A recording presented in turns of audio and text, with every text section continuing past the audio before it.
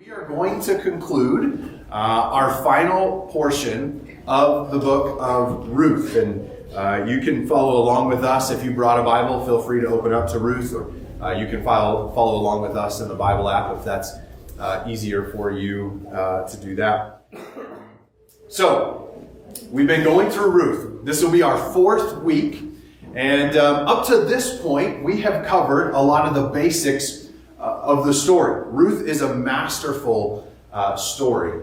And so far we've covered the setting and the characters. We've talked about the plot of the story. We've certainly focused in on the conflict in the story. And today we finally get to the resolution.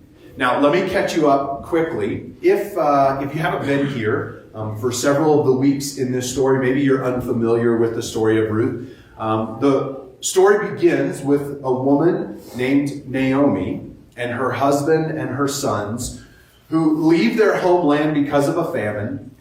In this new land, her husbands marry some women, and then tragically, Naomi's husband dies, and then both of her sons die, and she's left with her two daughter-in-laws. One of them goes back home to her family, and one of them chooses to stay with Naomi, and her name is Ruth.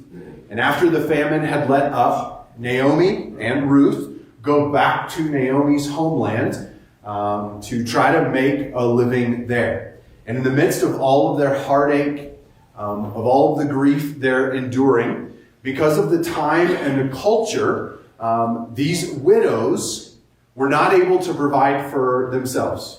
Now, we can provide whatever kind of commentary and critique on the cultural and societal standards of that day, but that's the way it was 3,000 years ago when this story is taking place. These widows could not just go out and get a job. They were dependent upon men in their family to help provide for them. Normally that would be a husband, but Naomi's husband has died. So then that would fall to the responsibility of her sons, but they've also died. And so we're in this tragic situation where these women who are already overwhelmed by grief and sadness at the loss of their husbands are now trying to figure out how to survive. And on to the scene walks a man named Boaz. And Boaz, we learn, is a good man. He's a worthy, respectable, honorable man. Doesn't help that he's got some money, and he's also single. And so we have the perfect situation for a great, great story, right? You've probably watched some movies along this line this month, with it being February.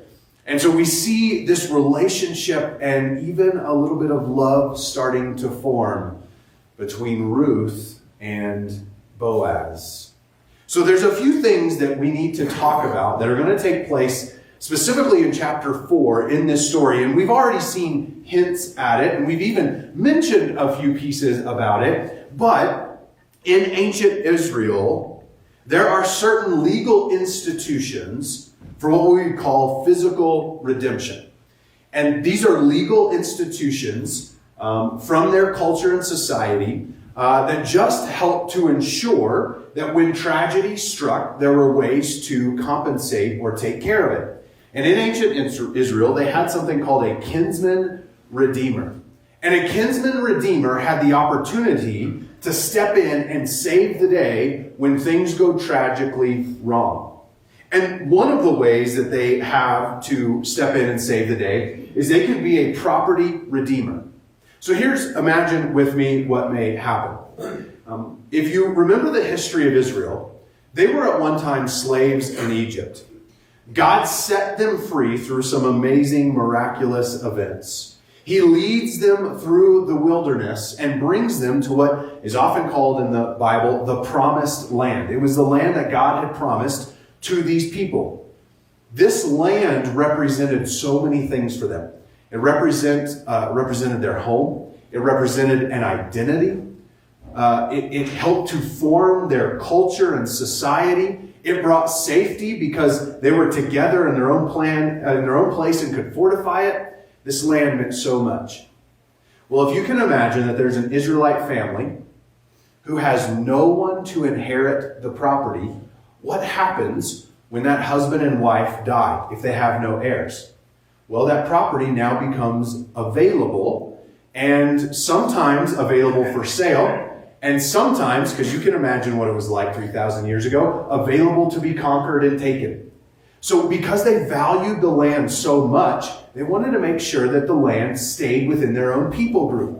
So if there was someone with no heirs to take land, then a kinsman redeemer, the closest male relative, could purchase the property so that it would stay within the Israelite people. So this ensured that no one outside of their group, no foreigner, could come in and take the land that God had given them.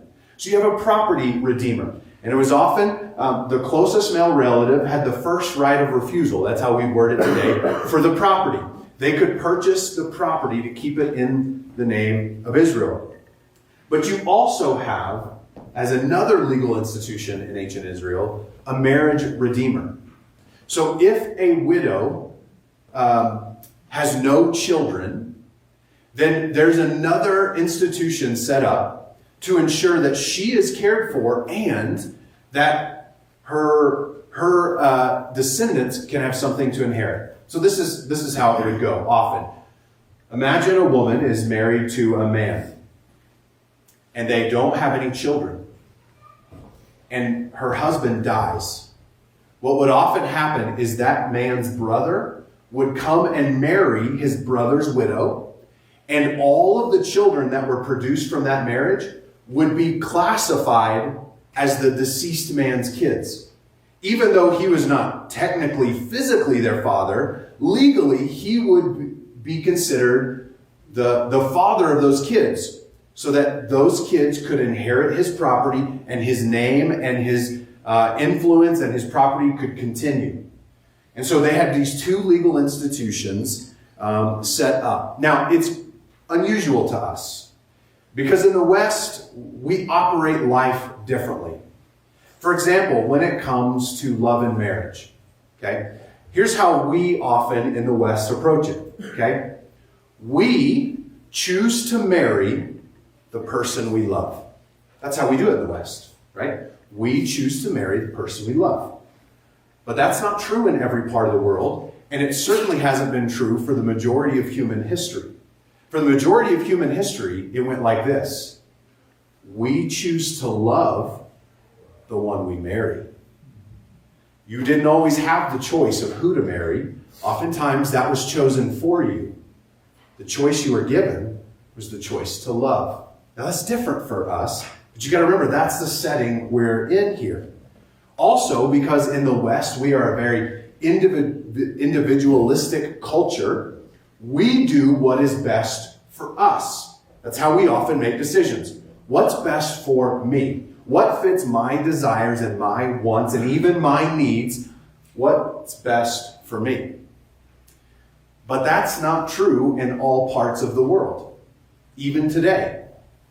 In many parts of the world, actually, if you just, from a population standpoint, just pure numbers, the majority of the world does not operate in an individualistic culture. They operate in a familiar culture or a familial culture that's designed around honor-shame, meaning you don't do what's best for you, you do what's best for your family. That's how many people in the world operate today and have for the majority of human history. I have done some teaching and some work in East and Southeast Asia.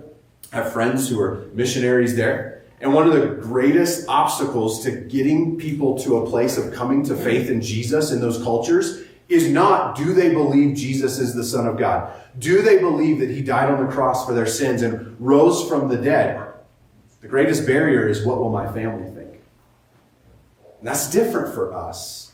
But that's the culture that we see here. And so what we're going to do is we're going to jump into the story, and we're going to get to see today some resolution.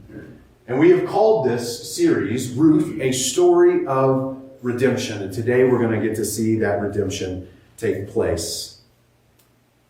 And so now we're going to close out our story. Ruth chapter 4. We'll start in verse 3.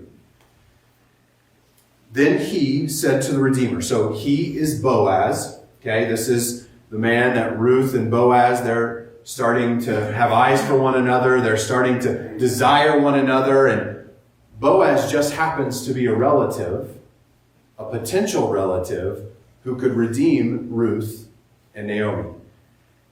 There's a problem, though, because Boaz isn't the closest male relative. And so here in verse 3 of chapter 4, we see Boaz talking to the closest male relative. Then he said to the Redeemer, Naomi, who has come back from the country of Moab, is selling the parcel of land that belonged to our relative Elimelech. That was Naomi's husband who was passed. So I thought I would tell you of it and say, buy it in the presence of those sitting here and in the presence of the elders of my people. And so they are an official, they're with all the town leaders, and they're trying to resolve the whole problem that's going on, that Naomi and Ruth are on their own and in trouble. And he says, if you will redeem it, redeem it. But if you will not, tell me, that I may know, for there is no one besides you to redeem it, and I come after you. So Boaz is telling this guy, listen, you're the closest male relative. You are the one who has first rights of refusal. So Naomi is selling the land that belonged to her husband. We want to make sure it stays within the Israelite people. So if you would like, you can purchase it. And that money will then go to Naomi, and it will help support her. So he's like, if you want, purchase it. If not, tell me, and then I'll purchase it. And so this Redeemer said, I will redeem it. Hey, it sounds like a good deal. Property's on sale. I'll take it. And then Boaz said, the day you buy the field from the hand of Naomi, you also acquire Ruth the Moabite, the widow of the dead, in order to perpetuate the name of the dead in his inheritance. So Boaz sort of pulls a fast one and says, oh, by the way, it's not just property, but there's a widow involved. Now, as a part of these legal institutions that we talked about earlier, when both are present, you're not allowed to separate the two. And this is in order to protect the widow. You're not allowed to say, hey, I will buy the property, but I don't want the widow, and I don't want to have to produce heirs for someone else. And so just ethically, they would say, you can't separate those. Because then you would be able to be advantaged by buying this available property, and you would leave the widow out on her own. So you can't just choose one or the other. And so we see in verse 6, the Redeemer said, I cannot redeem it for myself, lest I impair my own inheritance. Take my right of redemption for yourself, for I cannot redeem it. So in this classical story, there's this brief moment. Now, if you didn't know this story, you were hearing it or reading it for the first time, where all of a sudden there's this love story that has started to brew. And you see Ruth and Boaz, and they have eyes for one another, and they desire one another. And then all of a sudden you're like, wait, you mean another man could come in and ruin this? But we realize, nope, that's not going to happen.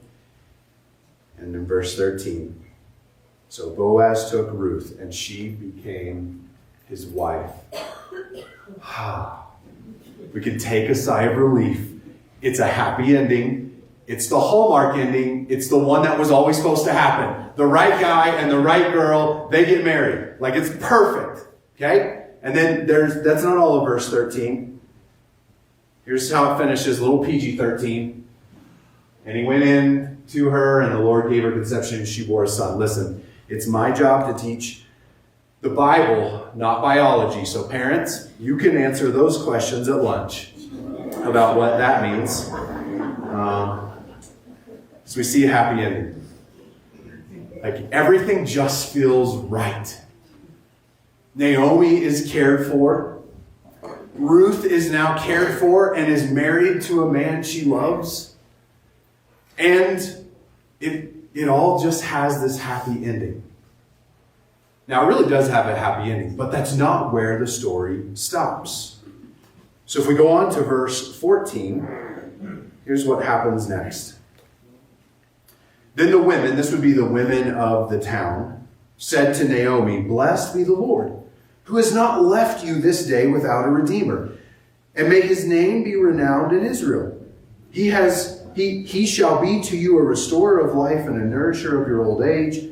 For your daughter-in-law who loves you, who is more to you than 7 sons, has given birth to him. And then Naomi took the child and laid him on her lap and became his nurse. Now, this is kind of an interesting point in the story. Because at this point, Ruth and Boaz, they got married, they had kids, they live happily ever after. Like, shouldn't the story end there? Why this next scene? And why is this next scene focused on Naomi? And look at how the women of the town celebrate with her. They're acting as though Naomi is the one who gave birth. So why this focus on Naomi? Well, for a couple reasons. One is, as we mentioned earlier, you have to remember that in ancient Israel, it was an honor-shame culture. Okay? That the greatest thing that you desire in life is for honor for your family name. And what you will do everything to avoid is shame to your family. And from an outside looking in, Naomi just had a lot of shame in her life. She had really nothing. She had no one. She had her daughter-in-law who remained faithful to her. She had nothing. And in an honor-shame culture, that is shame. And so this is a celebration of the fact that honor has been restored to Naomi and to her family. Hey, Beckett, will you make sure that the HDMI is still plugged in? And the other reason is because this story originally began with Naomi. And so now we get to, as we end the story, we get to turn our attention back to the woman we started the story with. We get to celebrate with her that, yes, this is a story of love and redemption for Ruth, but it's also a story of redemption for Naomi.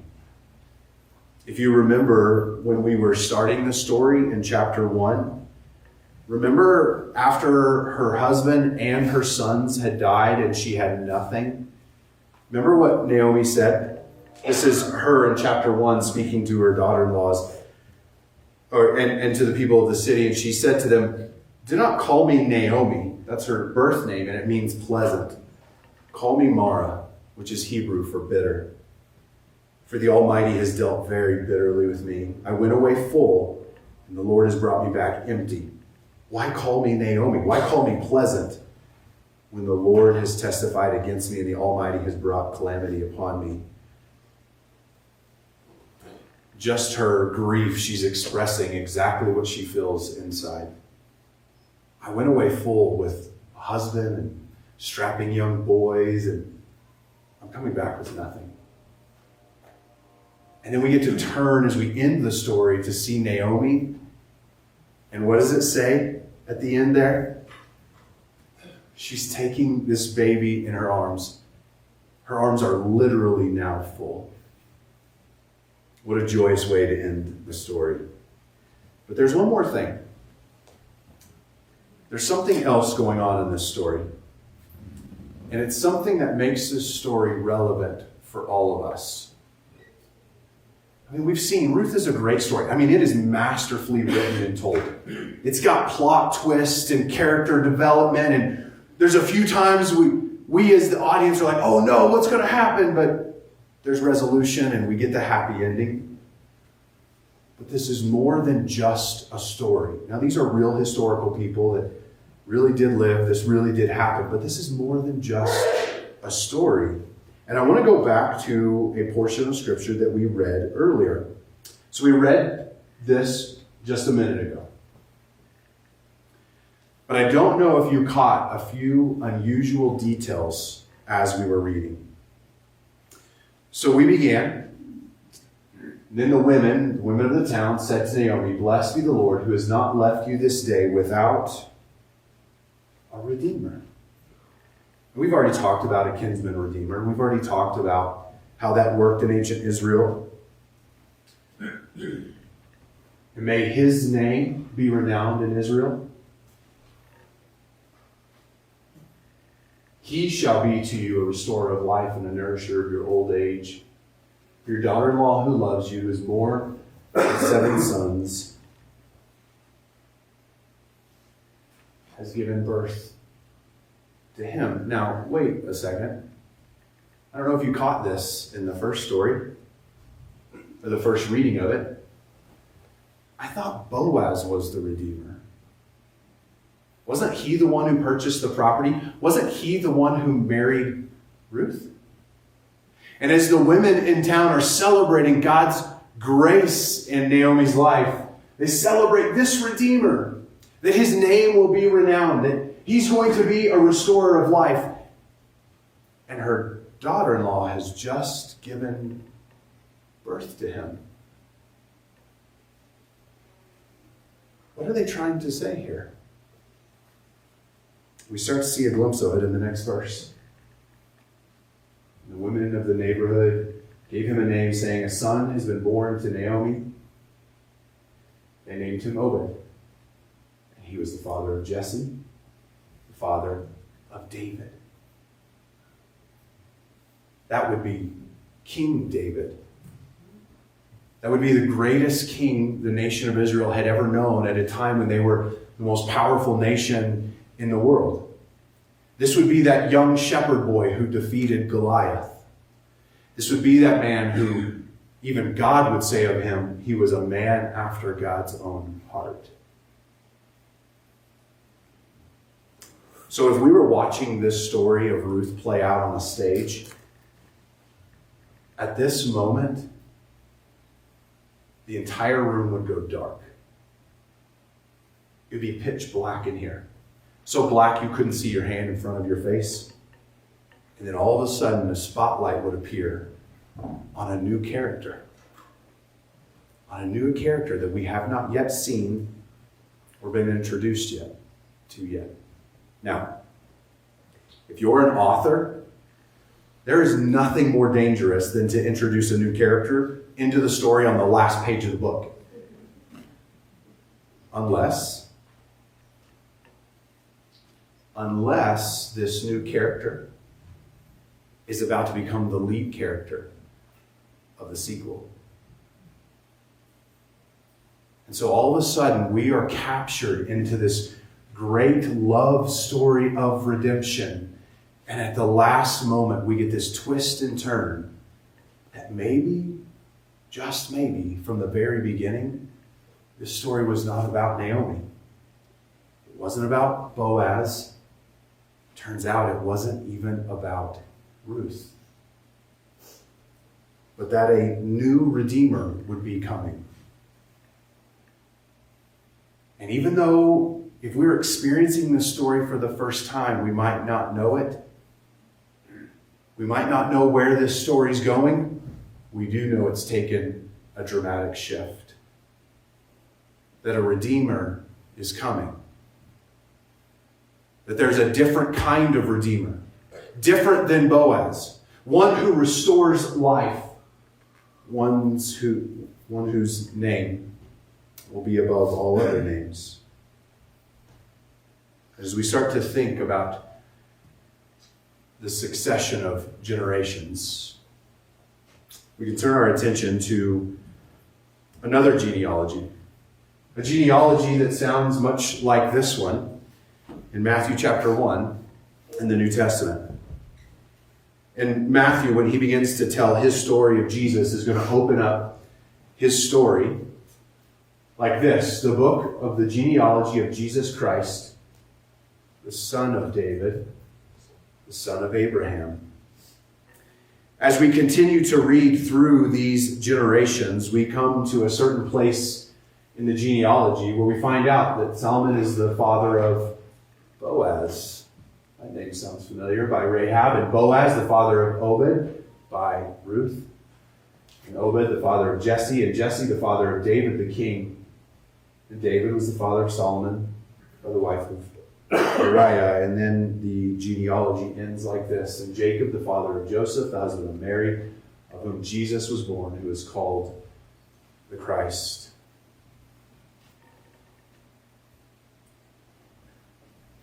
We got this glimpse in Ruth's story that a Redeemer was coming. One whose name would be above all other names. One who would produce life and restore life. There's two takeaways for us this morning. Let me give you the first one. I want you to think back over the story of Ruth. If you've been here all 4 weeks, then you have lots of details and all the different plot twists and turns and the conflict and the resolution and the character development and the setting. And if you haven't been here, then you'll just have to take my summary that I gave us this morning. But was God at work in this story? Was God at work?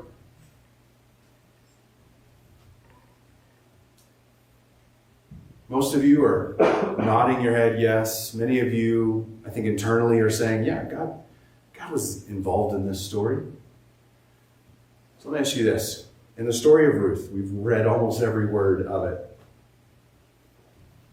Where did the story explicitly give God credit?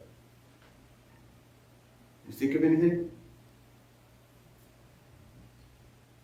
Or let me ask you this. At what point in this story does God speak? Now, this may be unusual, but God doesn't speak in this story. As a matter of fact, there's no place in this story where it explicitly says that God took action.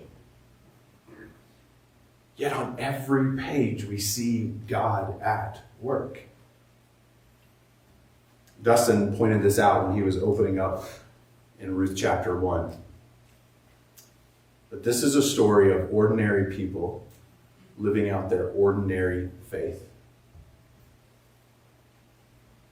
We treat Naomi and Boaz and Ruth as heroes, and no doubt there are certainly commendable aspects of their character and generosity and obedience.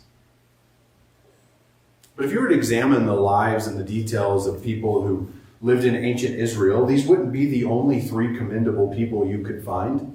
The only three people who lived out their faith in their daily life. But what we see is that through their ordinary lives and their ordinary faith, God did something through them that would ultimately change the world. God does not ask you to change the world through unspeakable, unheard of, and superhuman acts. God asks you to be obedient to his call and be willing to do whatever he asks, even if that's simple, ordinary, and mundane. Maybe your name will never appear in the history books for it.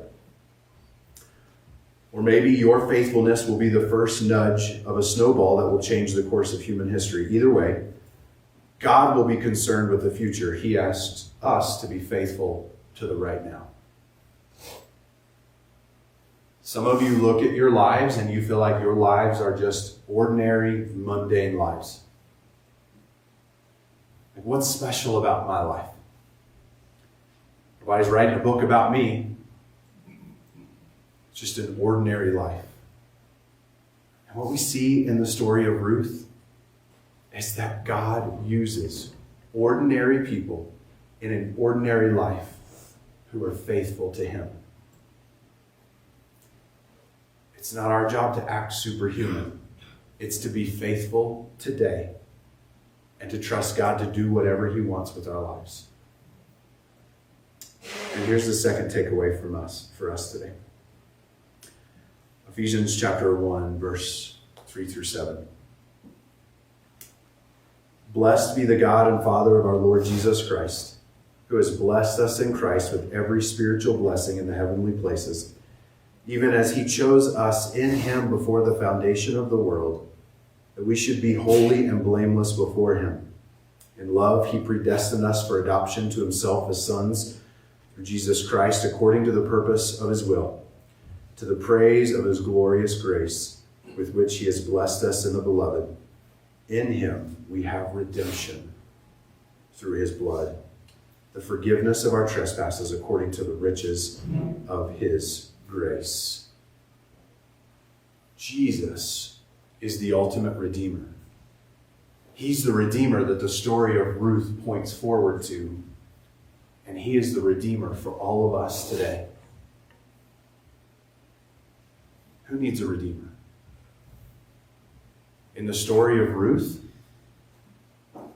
it's someone who's without a home, without a family. It's someone who has nothing to offer to the world.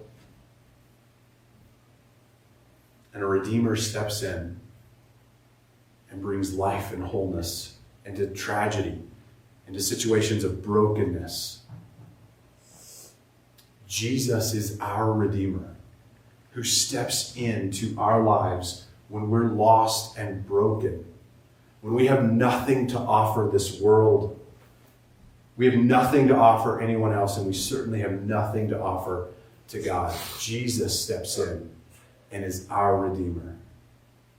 And as it says here, that we have redemption through his blood. That we're given a new family, adoption, through him.